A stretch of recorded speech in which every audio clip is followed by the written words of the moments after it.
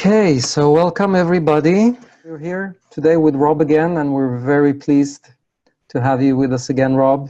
And thank you for your willingness to come. Okay. Am I muted now? You can hear me? Okay. So let's see here. Last time we talked about the paradigm shift that's involved in philosophy. And the problem of, say, describing a woman in terms of a parrot. Remember that? The parrot woman? So that the concepts we start off with are what philosophy is trying to change.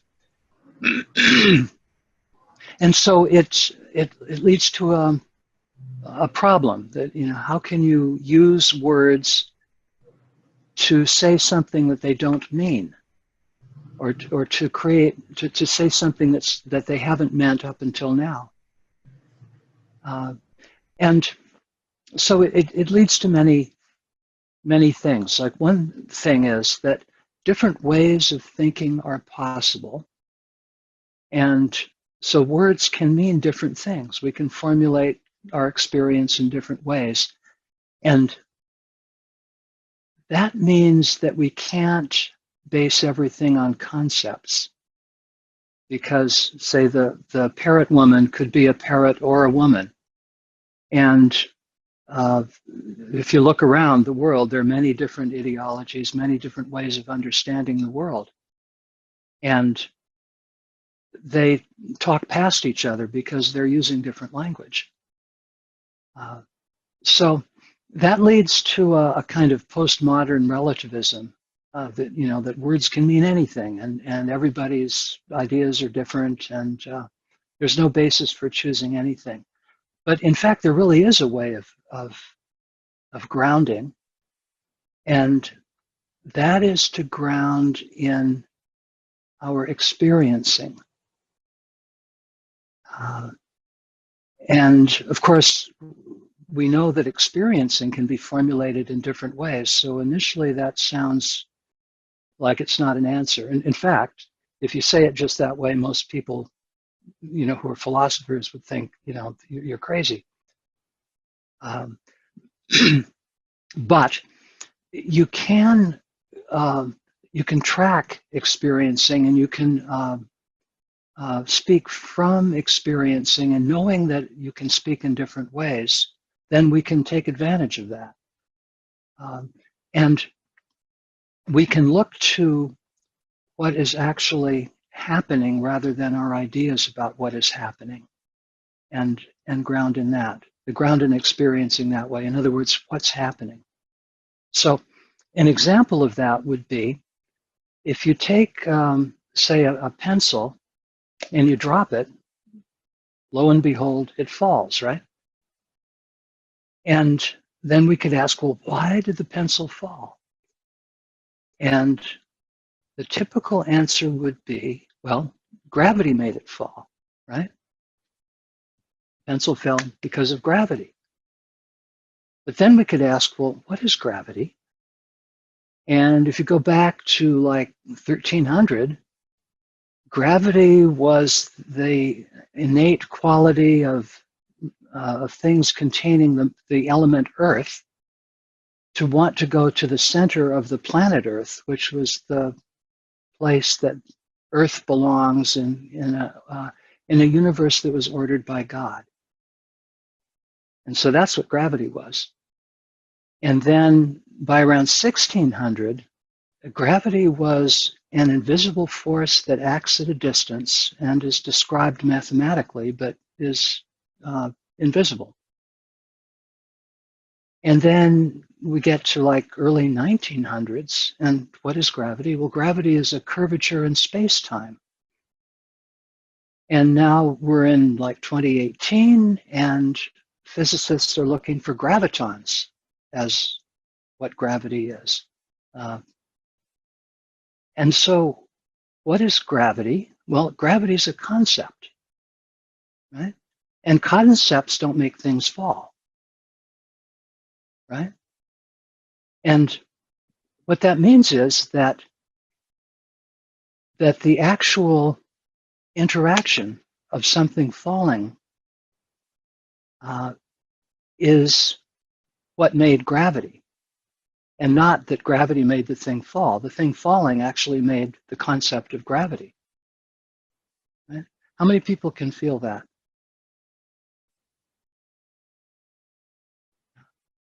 And so what we're doing is we're turning things around. Usually, when we start off talking about something, like you read a book, you open the book, and at the beginning of the book, they're going to start off with basic concepts and principles, and then they're going to take it further during the book. And what we're doing is starting with experiencing and with what actually happens. And Jean calls that the reversal of the order. That concepts don't make things happen, and concepts aren't the basis for everything. It's that what actually happens is the basis for our concepts about it. So I want to check again. That's how does that feel? I guess I'd like some feedback. Yeah, how about that? Could anybody who wants to speak to that take yourself off mute and say something?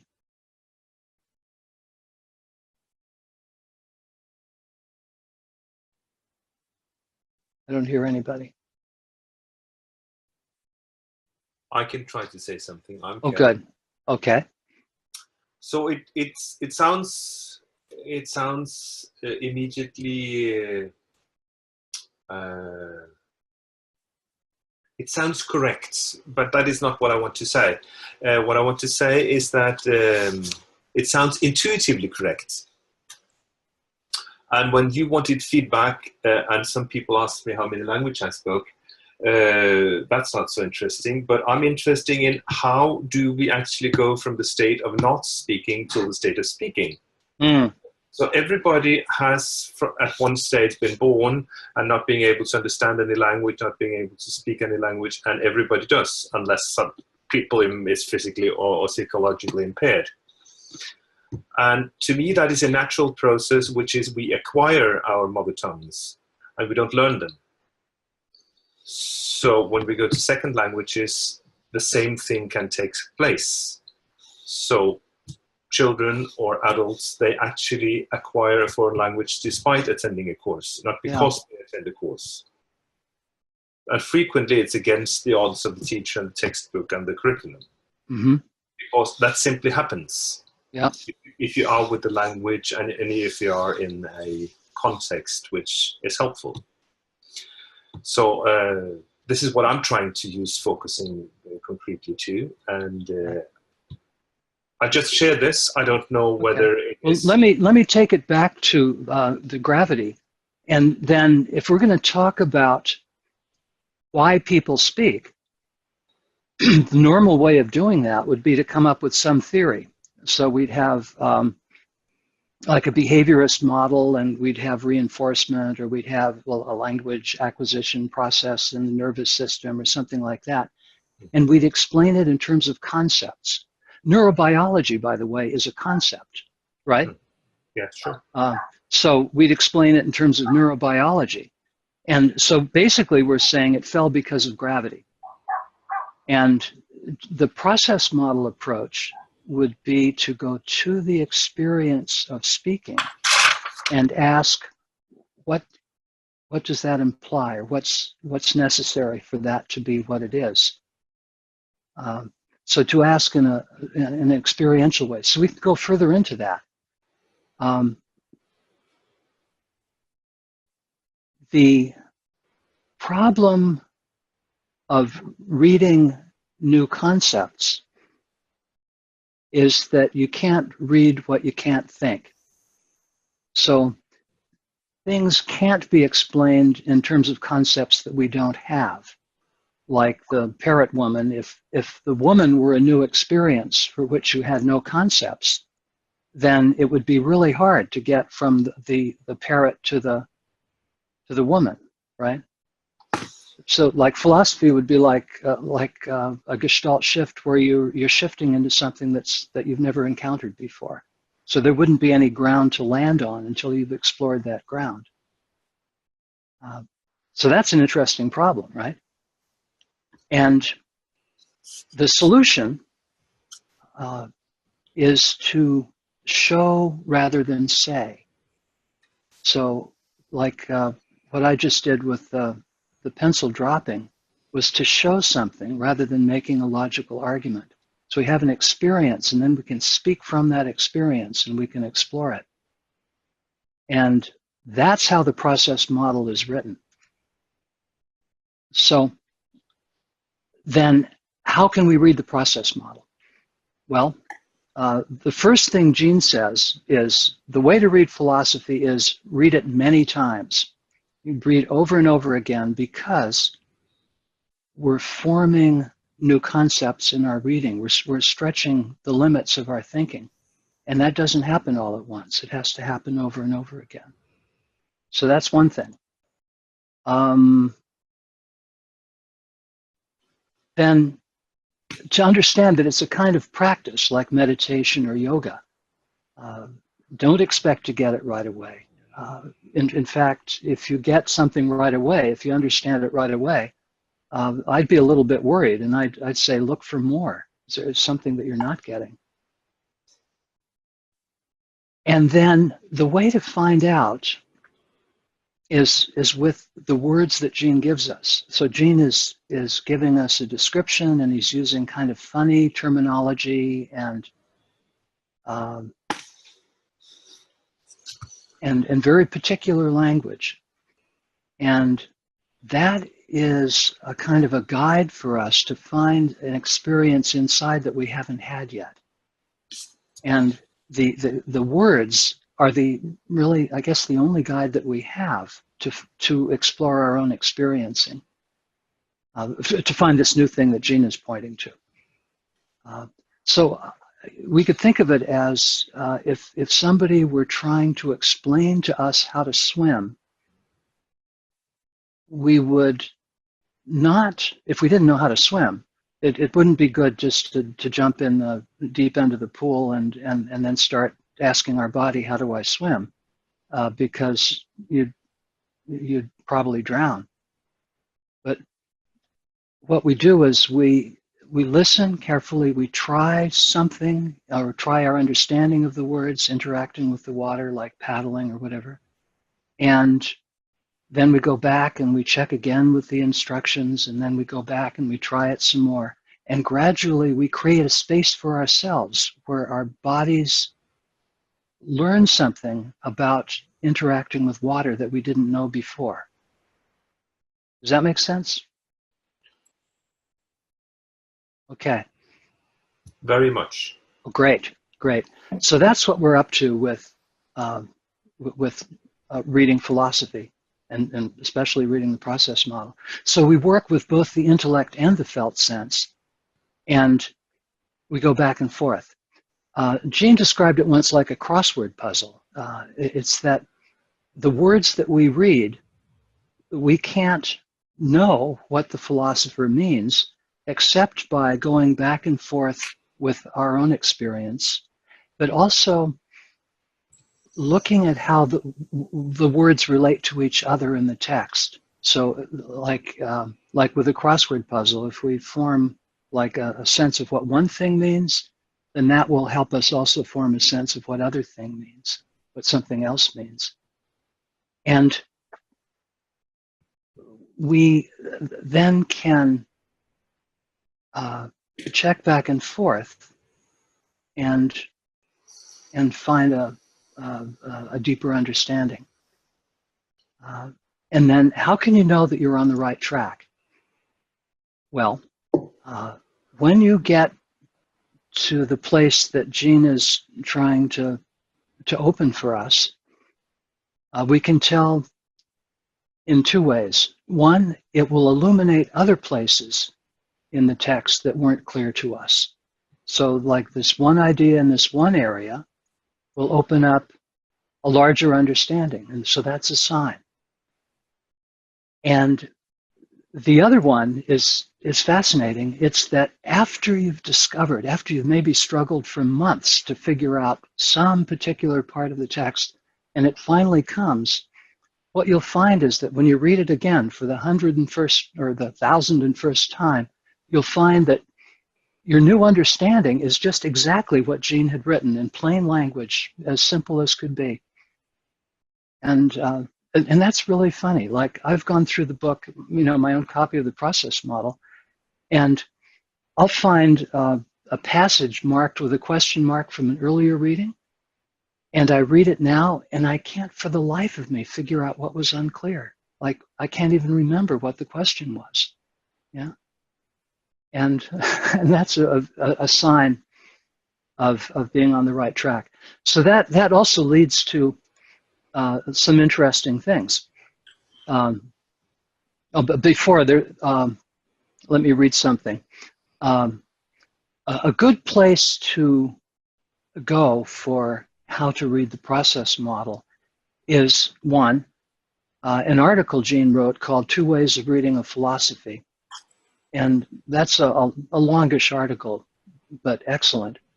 And then also get the introduction to his commentary on Aristotle's De Anima.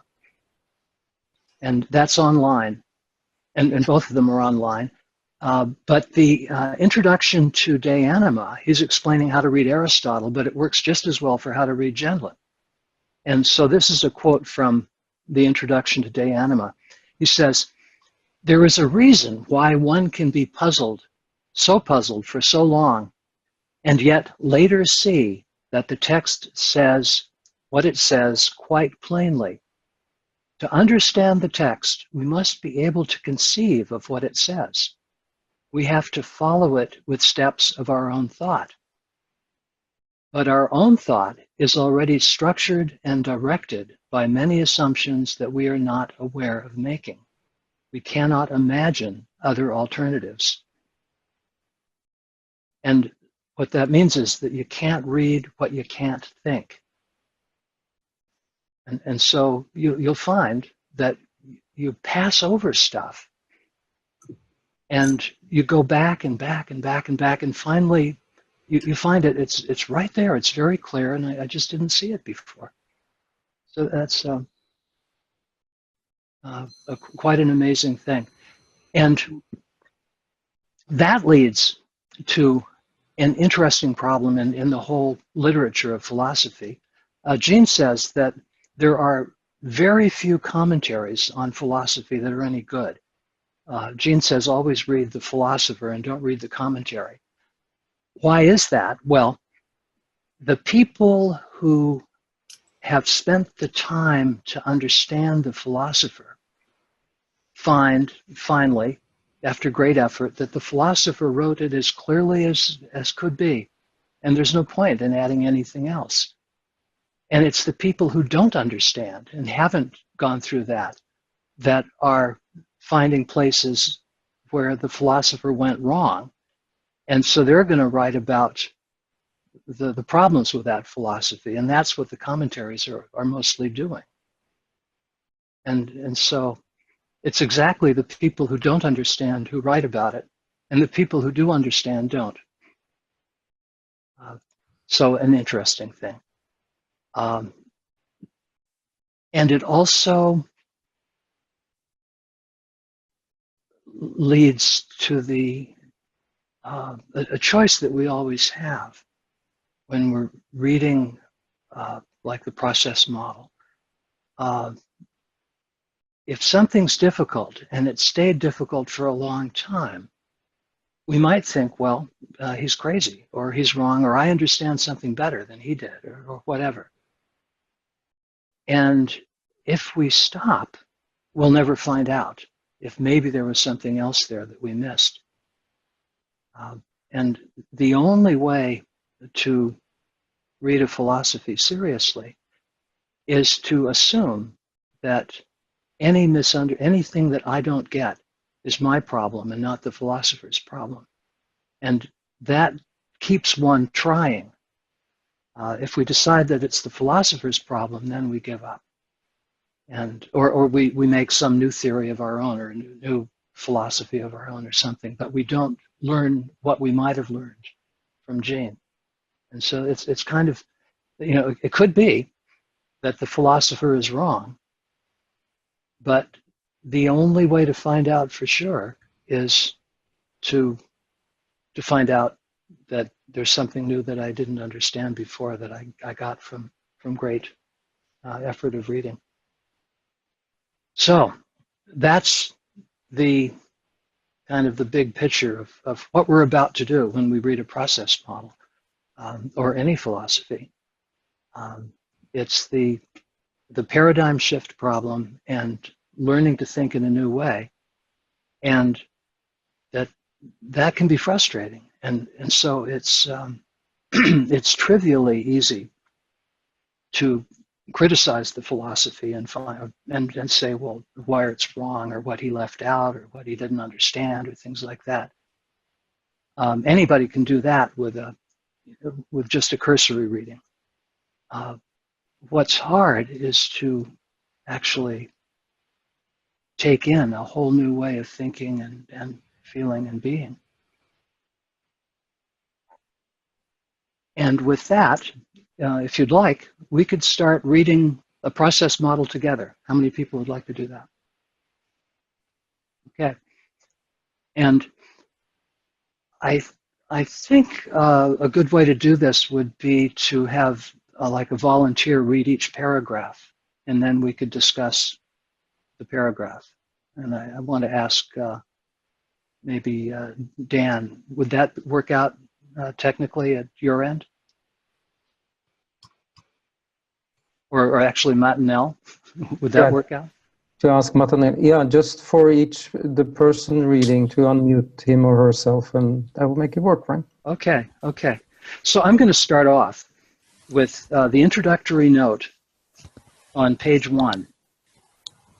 And he says... Maybe Robbie want me to share screen, or yeah, maybe we can also... everyone has it? Okay.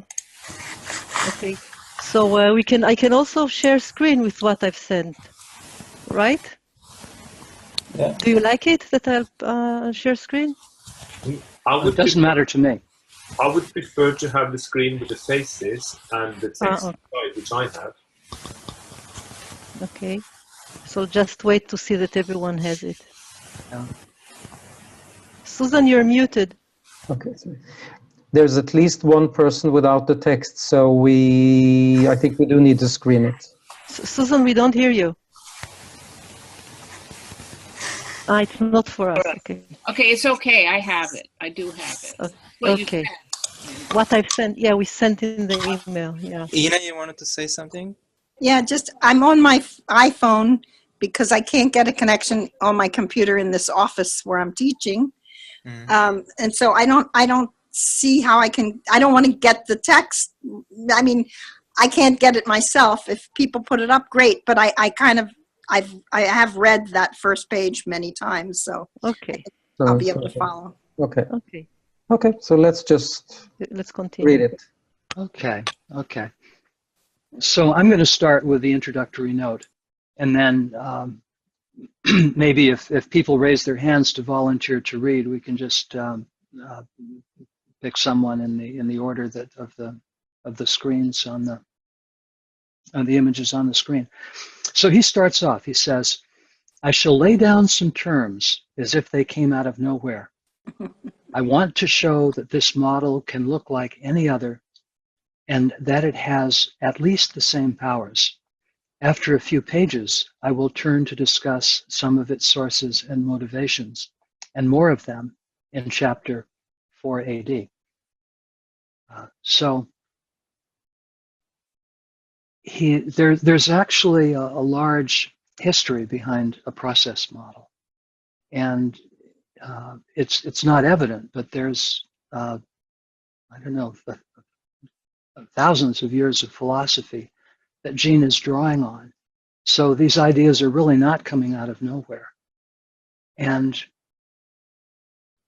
the issues that he's addressing in these very simple beginning pages are are very deep.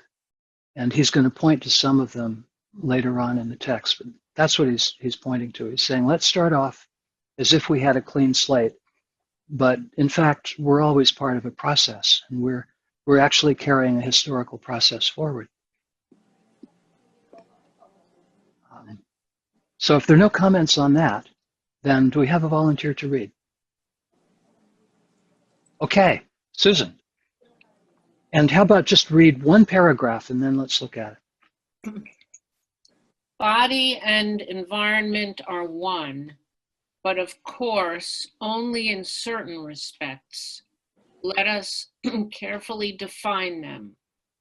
The body is a non-representational concretion of or with its environment.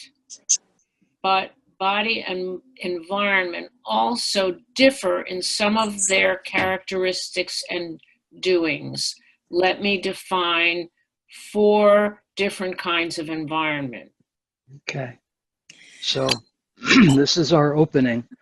Body environment are one, and so that doesn't make sense, right? Like we know that body environment are separate. So he's saying something, he can't mean what we think he means. But of course, only in certain respects. So he's giving us a little bit of leeway, and we could understand it in different ways. Let us carefully define the different ways in which body and environment are one and in which they might not be one. So that's what's coming.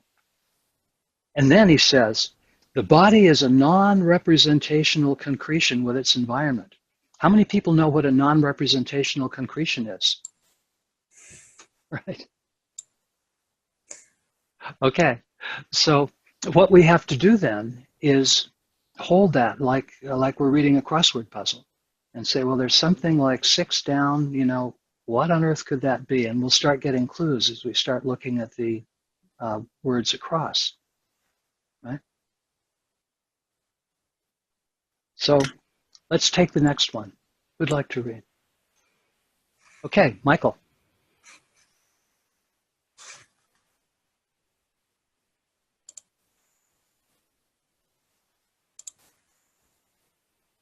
You're on mute. Thanks. Good. Thank you. In number 1 is the spectator's environment. What spectators define in their in, which may affect an organism. For example, it is in number 1 when scientists or hunters define the environment of an animal. They define the in factors. They do it in their own terms. Some monkeys live in trees, others on the ground.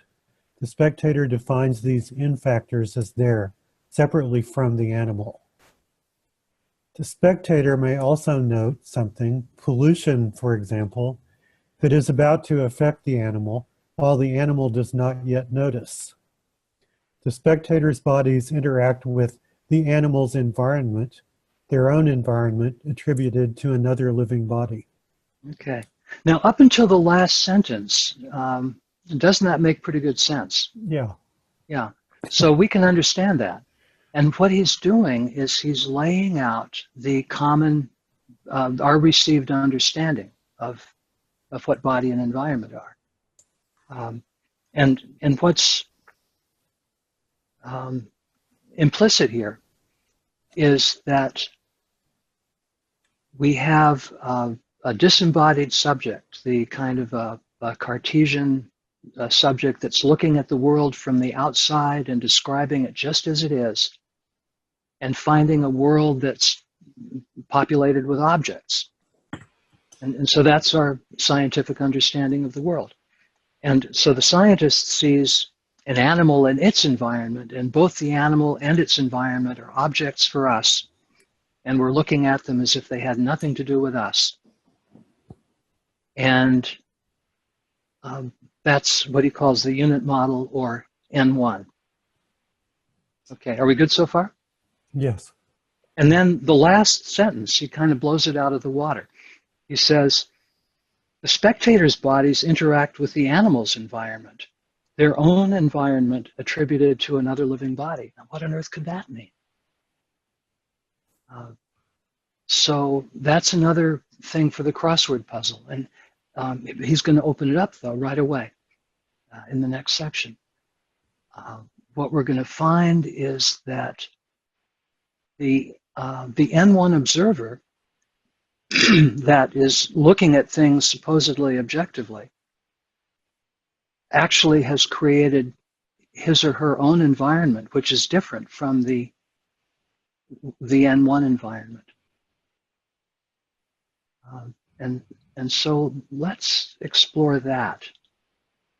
And would like to read. And I want also to add that in the next section, the next hour, we will have more time to go more slowly, sensing deeply into what was too fast for us now. Thank you. So we just start laying now some length, and then we'll come back to it. But I want to say, Rob, it's very interesting. You are really helping us to go to understand why we can't understand. And that's help. Yeah. So I want to say that I understand why I'm not understanding. So that's a step. Thank you. Yeah. And that's the challenge. That's the wonder of it. The beauty of it is that we're growing, we're expanding. Yeah. So the N1, as I understand it, is the world of objects. And like there's a subject that's looking at all the objects and looking at them objectively. So there's no question about what things really are. And then he says the spectator's bodies interact with the animal's environment, their own environment attributed to another living body. So the animal's environment is actually our environment, but we've attributed it to the animal. So it's not as simple and objective as the N1 way of thinking implies. And with that, he's going to develop another way of thinking. And so then this is the beginning of leaving Kansas and entering like a new world. Yeah. So who would like to read? I can Nobody? Okay, great. So I'm unmuted.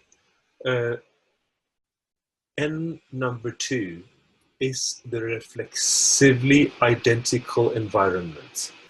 It is identical with the organism's living process. Body and environment are one event, one process. For example, it is air coming into lungs and blood cells. We can view this event as air coming in or as coming into lungs and body cells.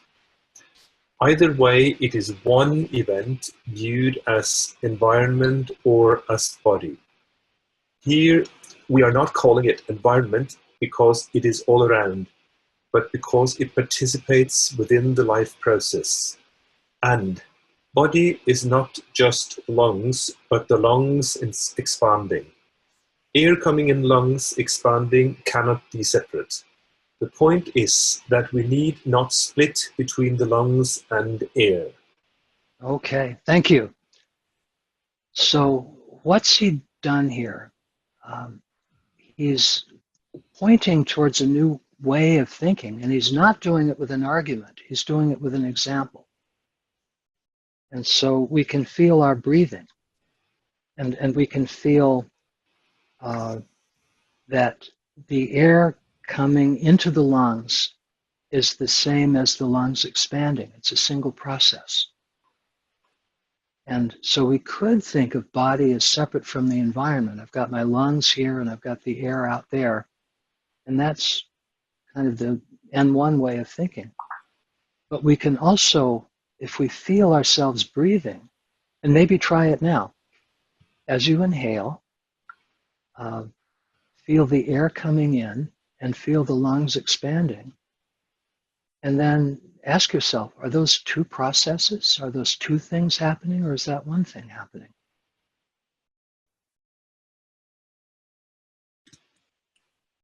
And we could think of it, either way. We could, but really, it's on the face of it, it's more natural to think of it as one way and one event, right? And that means that the environment is part of our body. That, in other words, our body is a process that includes the environment. And so then we have a new meaning for the word environment. So maybe taking that in and just checking how it feels.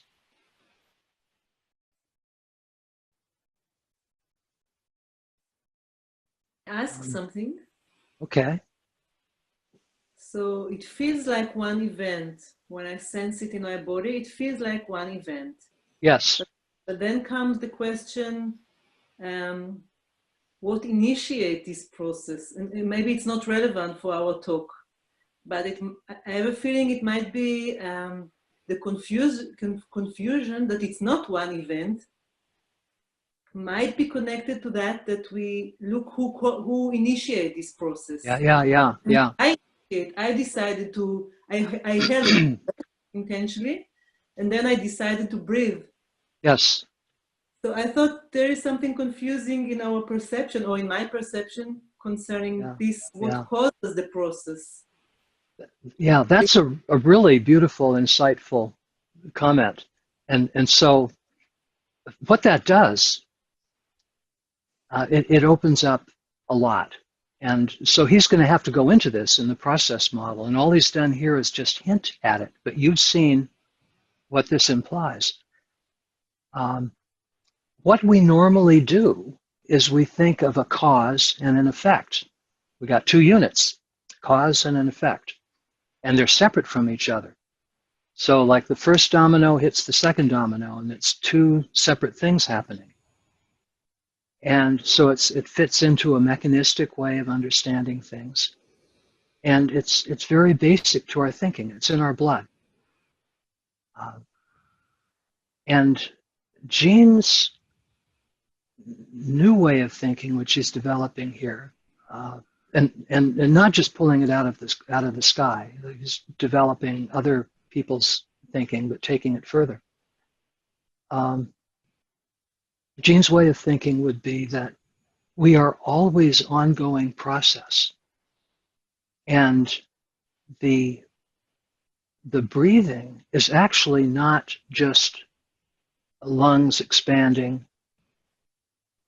but also lungs contracting, or like breathing in and breathing out. And not just once, but continuously since the time we were born, right? And then, so we could say, well, where did it begin? Well, it began when we were born. But then what happened before we were born? Well, our mother also was breathing. And if we trace that back, we'll go back to probably the first fish that crawled out of the ocean and found that its gills didn't work so well, and it needed to develop a new way of breathing, so it gradually develops lungs. So then it began with gills, and then it goes back further. We had creatures that didn't need gills because they were so simple and they could just interact directly with the ocean. So the answer would be it was always already there, and what we have is a development of an ongoing process. How's that for an answer? It's good. It's just it make maybe something. Another thing comes up, and it means what is the role of will in ongoing process? What's the role of will? Of wish, of will, and maybe there is no answer right now. It's also fine for me. I just sense this question in me while you were talking. Yeah. So and see, all of this has to do with the assumptions of N1, or what we could call the unit model. What we have is like a will, the Cartesian subject that's uninfluenced by anything and is imposing order on the world around us in some way, right? And if we actually look at the experience of will, we find again a process.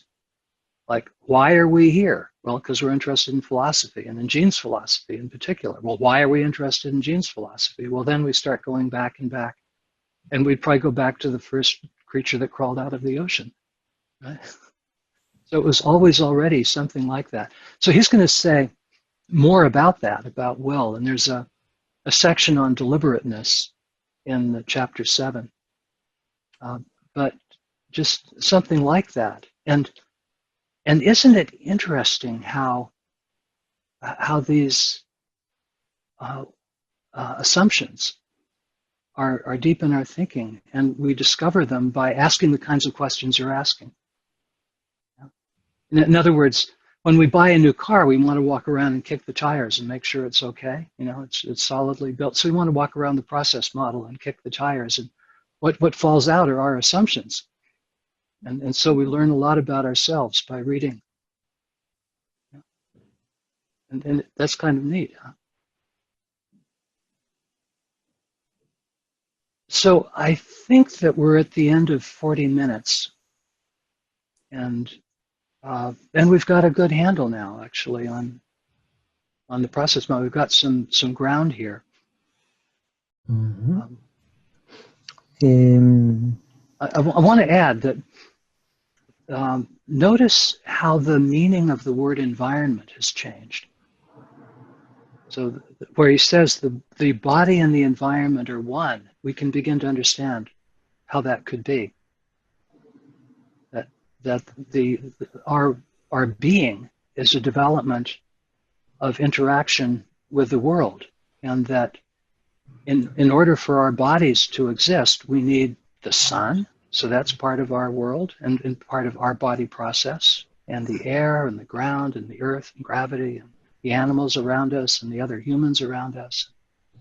All of that's necessary, plants, all of that's necessary for us to live. So it's, in a sense, it's our body process. So a new meaning for the word environment.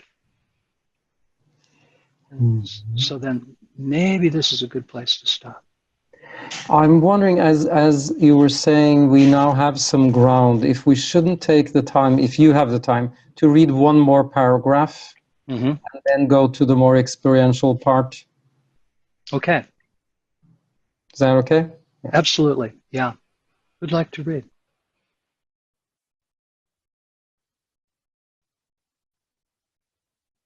Okay. Monica.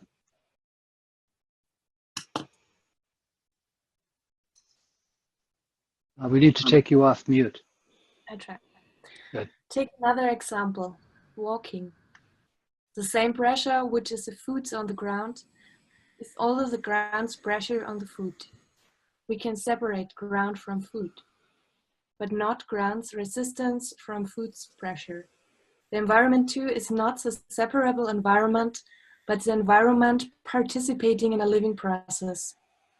The environment too is not the ground, but the ground participating in walking, its resistance.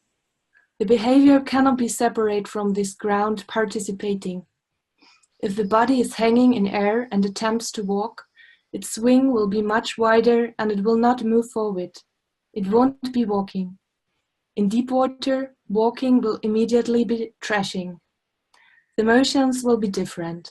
The body cannot enact the same behavior without the ground. And the ground cannot be ground pressure. It cannot be this environment too. Without the behavior, without walking, there is still a ground in the sense of environment 1, but not as an environment 2. The environment 2 is a function of our ongoing living and exists only in that living.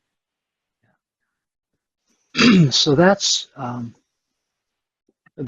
taking us deeper. How about I read that over again and comment as I go, and we can explore it. So take another example, walking. The same pressure, which is the foot's on the ground, is also the ground's pressure on the foot. And we can feel that as we're sitting in our chairs right now, right? The weight of our bodies pressing down on the chair is the same as the pressure of the chair pushing up, supporting our bodies. We can separate the ground from the foot, but not the ground's resistance from the foot's pressure. The N2 is not separable, not the separable environment, but the environment participating in the living process, like we're interacting with the chair, or we're interacting with the ground as we walk. And the ground from the point of view of walking is the interaction with the foot. It's not this abstract thing that's often N1. So the behavior can't be separated from this ground participating. If the body is hanging in air and attempts to walk, its swing will be much wider. We'll be walking differently. And it will not move forward. It won't be walking. In deep water, the walking will immediately be thrashing. So if you fall into the swimming pool as you're walking along, then you start thrashing. And so the walking is interaction with a certain environment. And if the environment changes, then what walking is changes. The motions will be different. The body cannot enact the same behavior without the ground. And this ground cannot be ground pressure. It cannot be this N2 without the behavior. So the body and the environment are one. Without walking, there is still ground in the sense of N1, but not in the sense of N2. So the N2 environment is our participation in the world and the world's participation in our process. The N2 is a function of ongoing living and exists only in that living. So let's maybe just take that in, and if anybody has a comment or a question, just raise your hand and we'll go into it.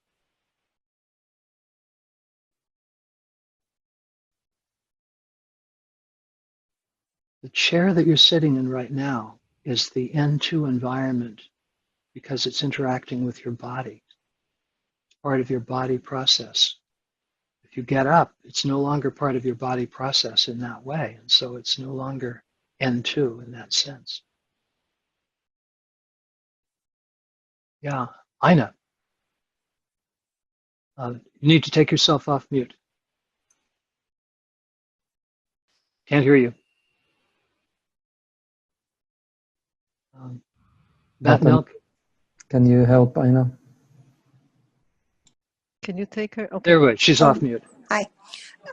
It's hard to say. Oh, I don't see Rob anymore.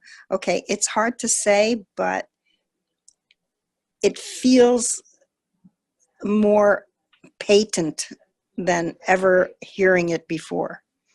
Yes. I don't even know what is changed. It's coming across much more. Mm-hmm. Yeah. This was something I always had, I felt he was playing a trick. Mm-hmm. I never like, what? That's a way you can say that, but that's not. And it's just coming across more right now. Yeah. Yeah. Could you imagine turning it around? Like, imagine that we had 400 years of the process model. So it was sort of in our blood and bones to think of the environment as the chair, as the interaction with the body, and how natural that would be. And then if somebody wanted to explain the world as an abstract thing separate from us, how really strange that would be. Right? Yeah, that's fun. Like what we call the normal way of thinking is actually quite strange. Yeah, yeah. Each thing floating in its own space. Mm-hmm. Yeah. Nothing to do with us. And isn't that a beautiful example of what you were talking about in the first section, coming back and reading again, and then all of a sudden it makes sense in a different way than it had before. Mm-hmm. Yeah, yeah. I have to leave now as well. Bye-bye. Okay, bye, Ina. Bye-bye. And I think that with that, we will go on to the next section of our meeting. Yes. And you need to go. Yeah, right, Yes, Rob? yes. Okay, Yeah. so thank you very much again. Thank you very It's much. a pleasure to have Very, you very here. much. Thanks so much, Rob. Okay. And now we want to teach you something that Dan and I are doing in our courses, which we found very helpful in engaging with the text. And we call it felt understanding or felt reading. I want to share a screen with you.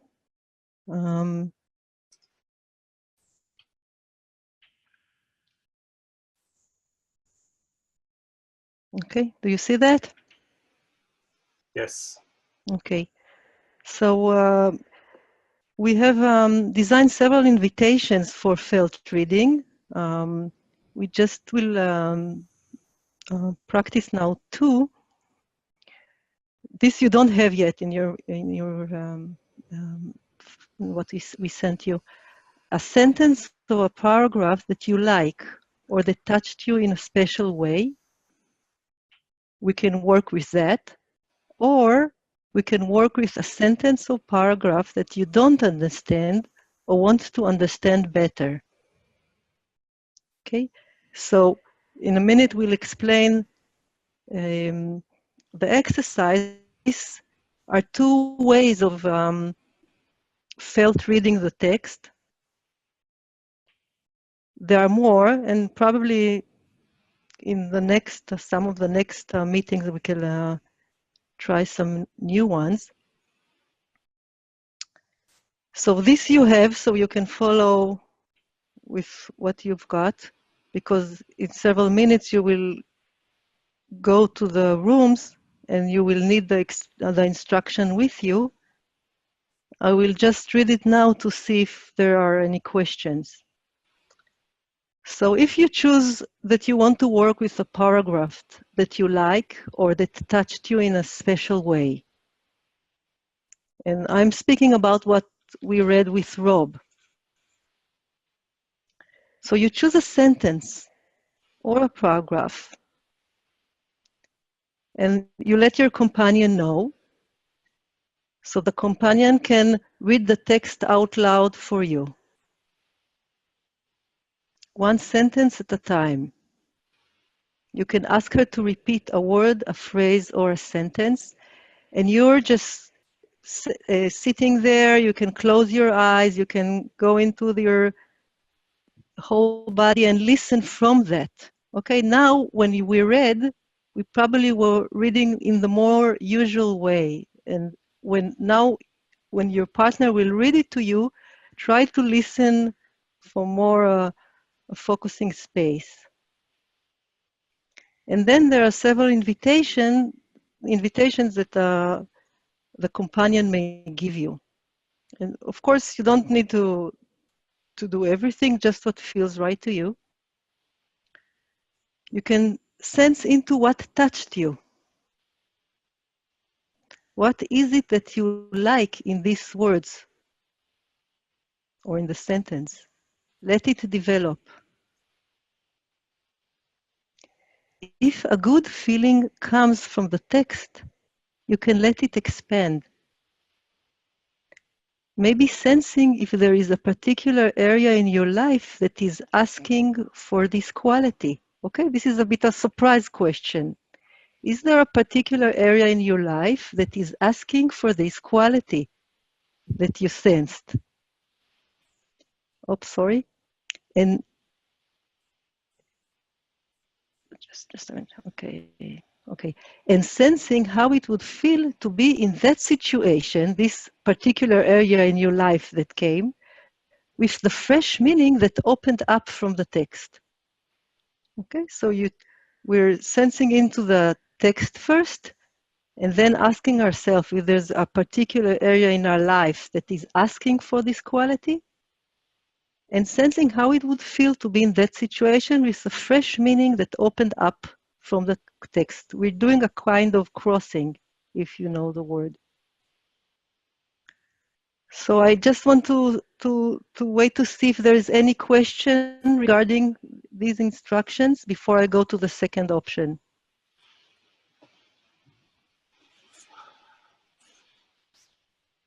show me with your hand if you understood, if it's okay. Fine.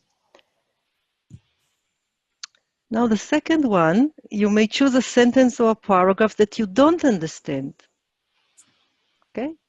It's very interesting to try it out. Something that you don't understand or you want to understand better. The beginning is the same thing. Your companion leads you in and then reads the text out loud. And then she or he can give you the following invitations. There are several options here. Let your body show you how it understands these words. Just that. Let your body show you how it understands these words. Or another way, you can recognize this format. What stands between you and understanding this?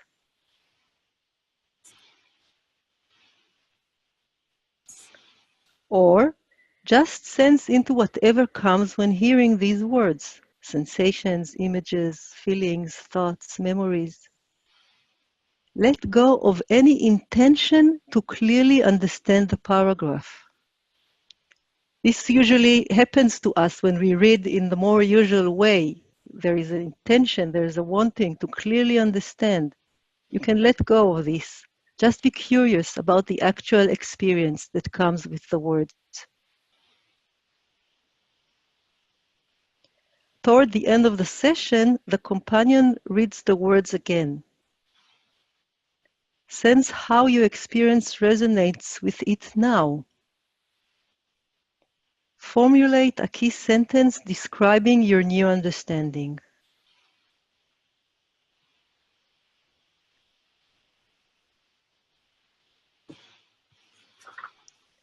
So I'll stop share and I just want to ask if it's okay or if there are any questions.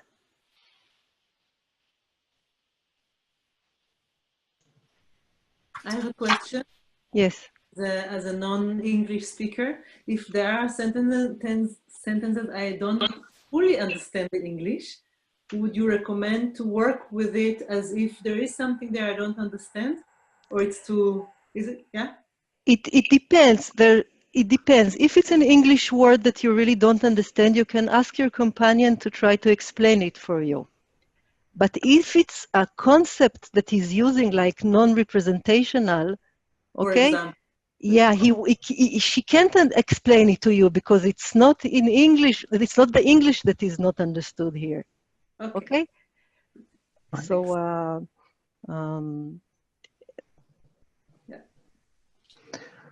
Okay, any other questions about the exercise? I just, I have on, can you leave the instructions on the screen? Because I have, on another place, I have the text, but then the I don't have three places. I didn't print, you know what I mean? but because Susan, you will break up into the rooms. Okay. Oh. You won't have my screen, but you can. There's an option for you to see both things on the screen. You can minimize the Zoom screen and make it like half of your screen and make the instruction half of your screen. Okay, I don't know. All right, well, we'll figure it out. Okay, maybe if someone has, if you have a printer, you can print it out. Maybe. Or to work out with your partner that one has the text and the other has the instructions. Okay. That's also another way to do it. Yeah. Okay. Thank you. So you choose which one of them you want to work with, a sentence that you liked very much or something that you totally don't understand or don't understand. And just let yourself explore this in a focusing way. And we'll do it like the last time with the 15 minutes each one.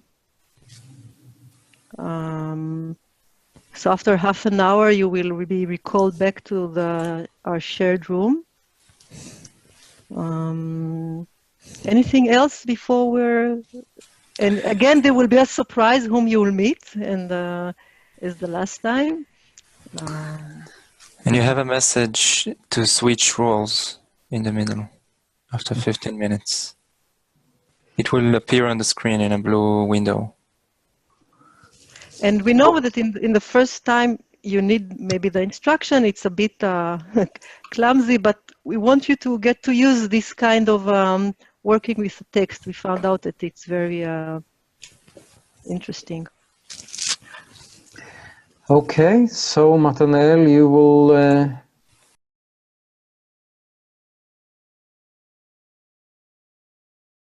Okay, so I think, wouldn't it be best to have everyone unmuted so that we could have more of a talk? And what we would like to do now is just hear some sharings about how this exercise was, how this way of working, the felt understanding, how that worked for you, and the sharings about what came up, and of course, questions and requests. Yes, Michael. Yeah. Thanks. Worked really well for me. I didn't know what to expect, but I chose a couple sentences from the Environment 2 paragraph that had really spoken to me, that I really liked about the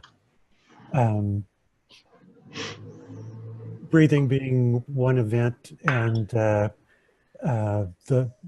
body not just being the lungs, but the lungs expanding. And I'd heard the term skin envelope before, but I hadn't really taken it in.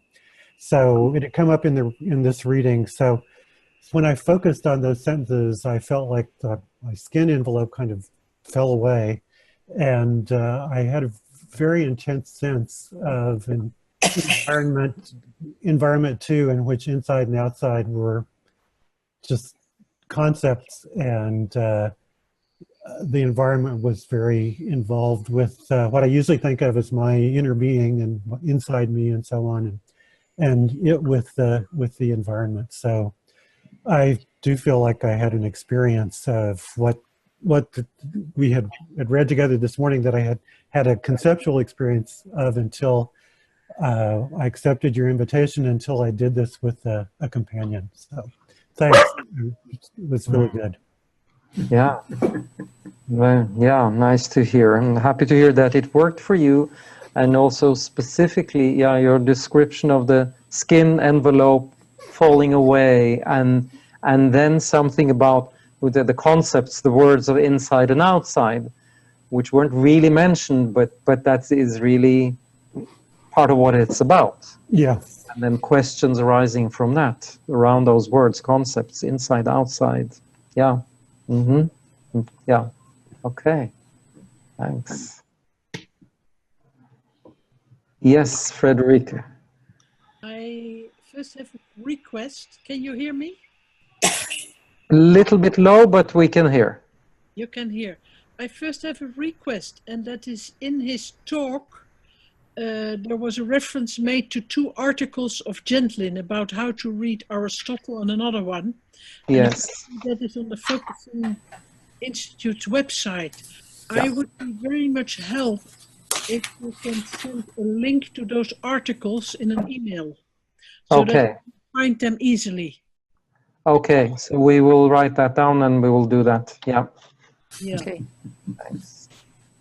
And then when I did the focusing, I took a little bit of the environment too, and I got sort of stuck in the first 2-3 phrases, three sentences. And for me, there came a kind of understanding that it is very easy to understand. It is a sort of, as we would say, daily living understanding. And that really gave me a kind of shift. I don't know yet how to put it, but in some way, it should be very easy to understand it. It's very logic. Mm-hmm. So that's what I want to share. So like a sense and in a way, for you, a surprising sense that this is or could be easily understandable? Yes. Yeah, yeah. The environment too, right? Yeah, those sentences I read about. Yeah. Okay. I was there in a focusing way. I listened in a focusing way. Yeah. Yeah. Right. And Paula. Towards the end of my session, I came to a good feeling, and I worked from there. And this is what I sensed, that the environment is not neutral. The environment feels like it's calling to me. It's pulling me forward. And I'm thinking, I'm wanting oxygen into my lungs. It's not so neutral and mechanical.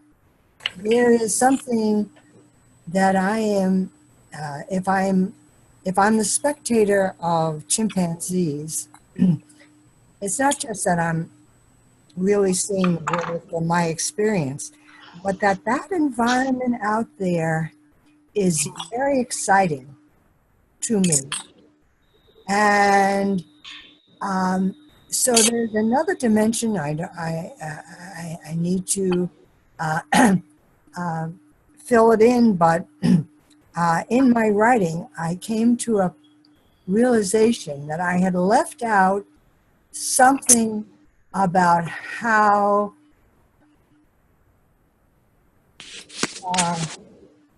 an individual participates in the environment. But there is a pulling on me to participate. Yeah. That the environment is not neutral. There is a pulling on you to participate in your environment. Yeah. And what you naturally described, this wanting for oxygen, connect a very important concept in the process, which is implying. And it's like it naturally came out from you. Yeah, what you were describing is part of, or one way to sense, understand, feel what Gendlin means with the concept implying this pulling to participate. Yeah. And I thought it was original. and it is original. Yeah. As Jean says, when, formulations coming out in this way have never been said in the history of the universe. Okay.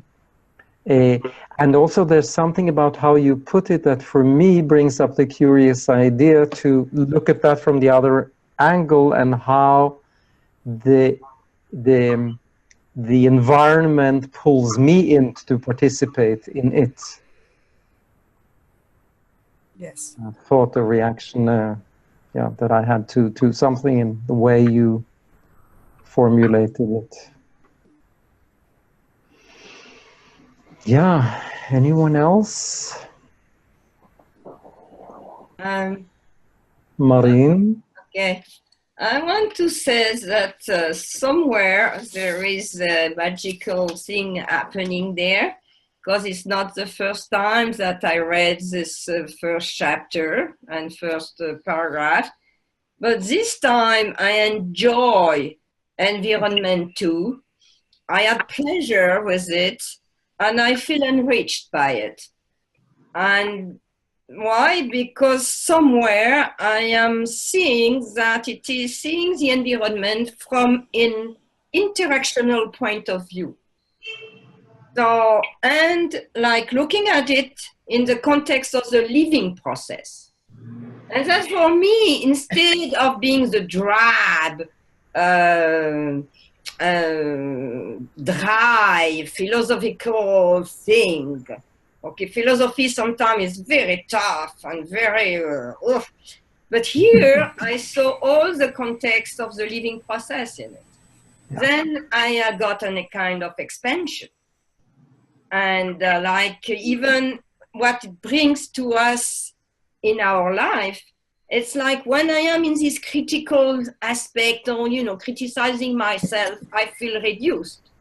But when I am thinking of me in the living process, in interaction with the living process, then I am expanded. So I am less miserable.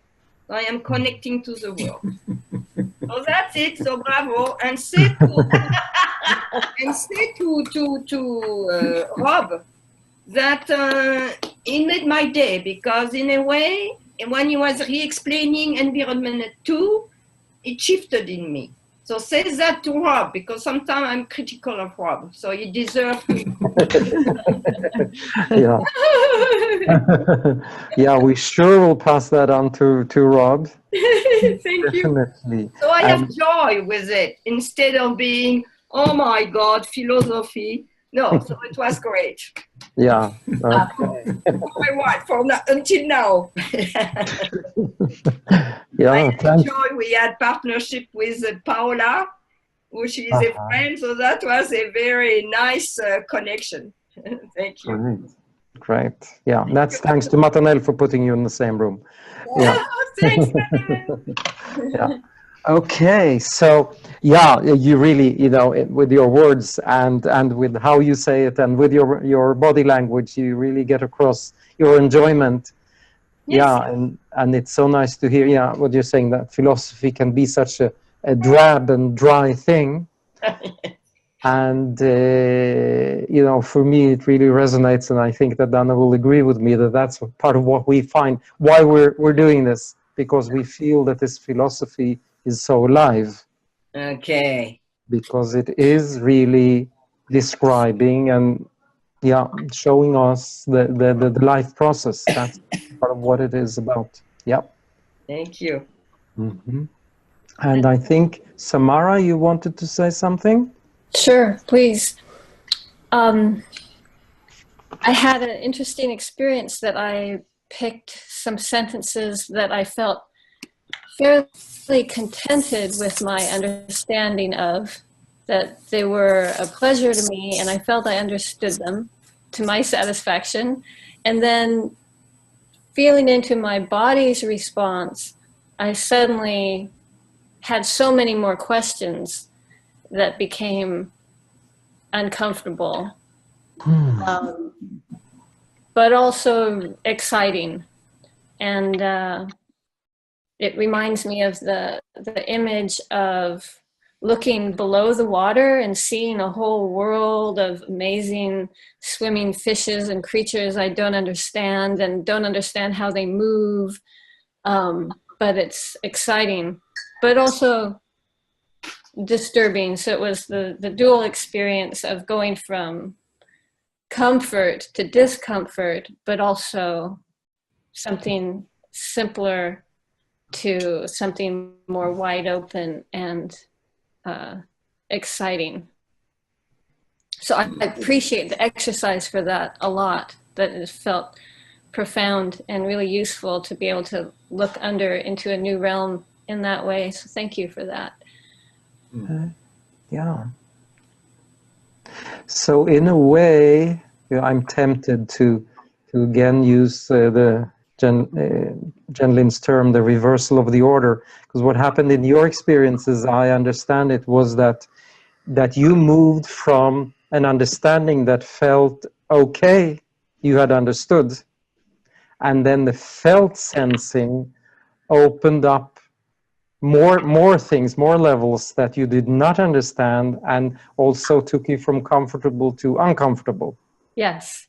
Yeah, exactly. Yeah, okay, which is really something we would like to support, to when it happens like this, because as you say, you described it very clearly.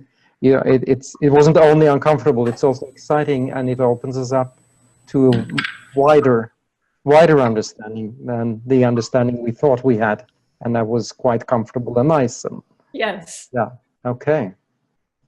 Yeah, thanks. I think Suzanne wanted to say something. I just, yeah, I wanted to say, I was in a wonderful partnership with Jill, and we each came to very wonderful realizations. But what I wanted to say was that it felt to me like our partnership, after I went second, that we created, or we ourselves were an interaction, like we were the environment together. We made the environment, or we became the environment together, and it was a lovely experience of an example ourselves of what he was talking about, what Gina's talking about. Mm-hmm. Does that make sense? Sure, yeah. Like what happened between the two of you, you could sense in a way, maybe we could say as an instance, as an example of the interaction that he's talking about. And in a way, you're co-creating the text like that. You're not just passively absorbing it. Mm-hmm. Mm-hmm.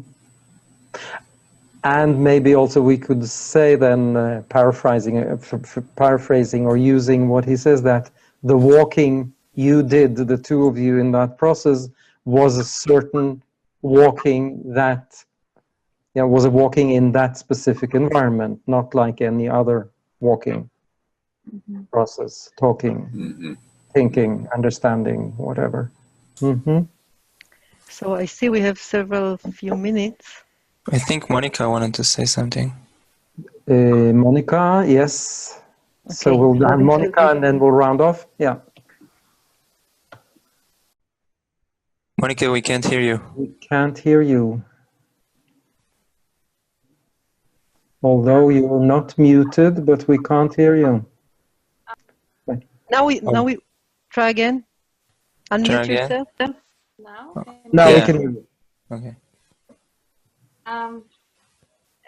It's a sense that's very present now. It's sort of, it also happens with me if I, oh wait. So we start reading with environment 1 and then environment 2 and environment 3, and it helps to read it again and again. So I had this sensation of I read it and the second time or third time I didn't remember, and it became more clear. And now it's sort of, if I start to understand environment 2 and 3, it changed environment 1, and now it's sort of, do I still need environment 1? So I once understood environment 2, I can never use the concept again of environment 1, because I will always feel like I'm interacting. I'm never just a spectator. So it's very connected with some autographic work I did, where I was sort of a spectator, but I can never see myself as such any longer because I was interacting with the field. And I'm just curious what will happen if I understand environment 0. I don't know how you did that so far, but what will happen with my understanding of the other environments if one day I have an idea about that? Yes, that's. Well, lots of things we don't know, but I think one thing we know, and comes out of what you're saying, that once you understand environment 0, the other environments will change too. Or make it more clear, or something will happen with my understanding of the other 3 environments if I have an idea about what can be. Definitely, yeah. This is the interconnectedness of the concepts. They're not standing alone. Exactly. So they keep changing and keep changing backwards as we go forward. Yeah. Now we can't hear you again. And we really at the the end of the time, so I just want to make a few short points.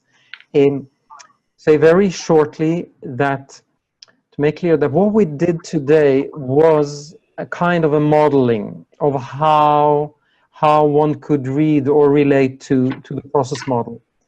This is not what we will go on doing in the seminar, because this is not a seminar intended to studying the process model, studying the text in detail, although it might open up the appetite for doing that.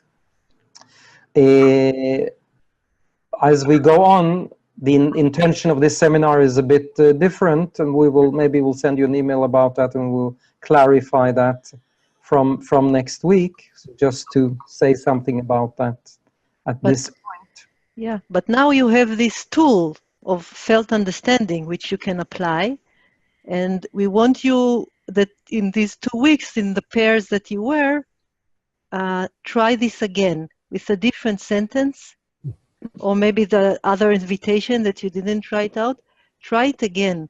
And the more you get used to this kind of felt reading, you will find how the sea is getting richer and richer with curious animals. So,